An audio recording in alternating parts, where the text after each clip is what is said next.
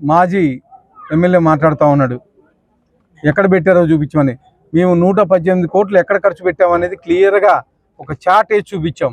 ఇంకా పాపం ఏజ్ ఎక్కువైపోయింది కదా, 65 ఏళ్ళు 70 ఏళ్ళు అయిపోయింది ఆయన పాపం. అవి కానీ కళ్ళు కనపడుతున్నట్లేదు.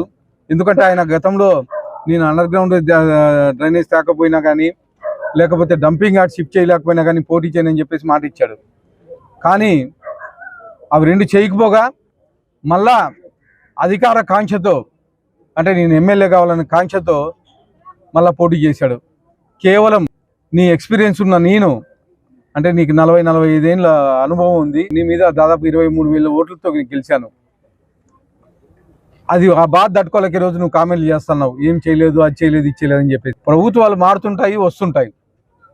దానిలో భాగంగా మేము శాంక్షన్ చేసిన డబ్బుల్ని 350 కోట్ల రూపాయలని మేము శాంక్షన్ చేపిస్తే నేను చేయించానని చెప్పేసి ఈరోజు గొప్పలు చెప్పుకున్నావు గతంలో.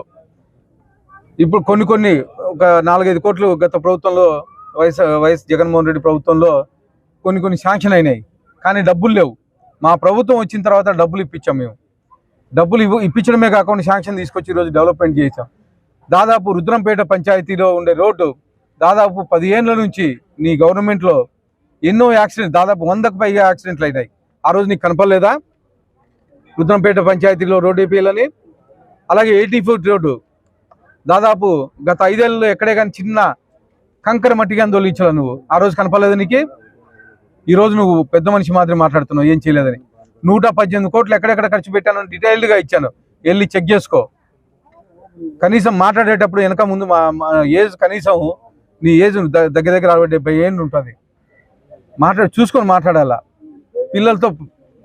పిల్లలు ఎదికి తిరిగి మాట్లాడితే నా పరిస్థితి ఏందని మాట్లాడాలా.